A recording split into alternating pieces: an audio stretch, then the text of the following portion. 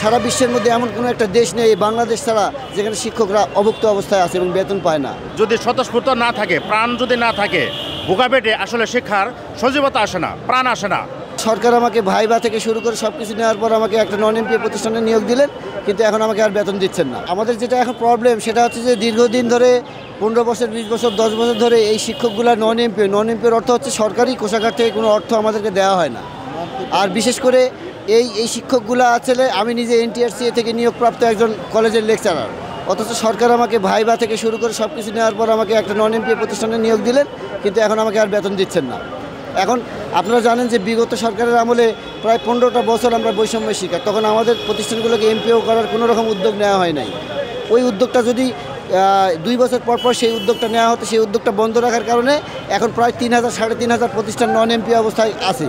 তো এই non MPO প্রতিষ্ঠানগুলোকে আমাদের যেহেতু বৈষম্যের শিকার, এই জন্য অতি দ্রুত আমাদের এই এমপিও দেওয়ার জন্য আমরা সরকারের কাছে আহ্বান জানাচ্ছি। কারণ এই নন এমপিওরা আপনি যদি বিশ্বের কোনো যদি একটা সারা বিশ্বের দেশের যদি আপনি শিক্ষা ব্যবস্থার যদি আপনি তথ্য নেন, সারা বিশ্বের মধ্যে এমন কোনো একটা দেশ নেই বাংলাদেশ ছাড়া যেখানে শিক্ষকরা অভুক্ত অবস্থায় আছে এবং বেতন পায় না। আপনি প্রত্যেকটা জায়গায় আপনি দেখবেন যে সবারই কম বেশি মজুরি রয়েছে, কিন্তু আমাদের শিক্ষকদের মধ্যে মজুরি নাই। আমাদের নন এমপিও শিক্ষা প্রতিষ্ঠানের বিভিন্ন সমস্যার সম্মুখীন হচ্ছে।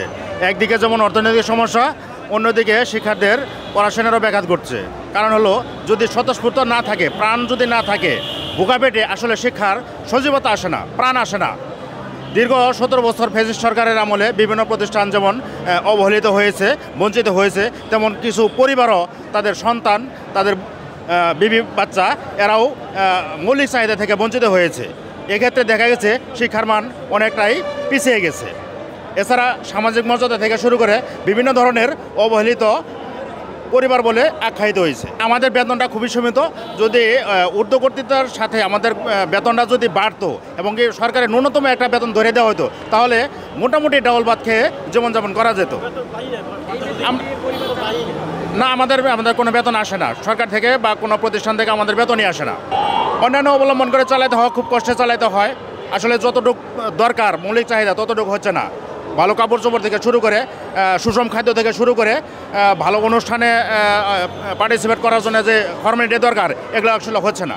যার ফলে অনেকটাই ছোটো হয়ে থাকতে হয়, মাথা নিচু করে থাকতে হয়, অবহেলার জীবনযাপন করতে হয়।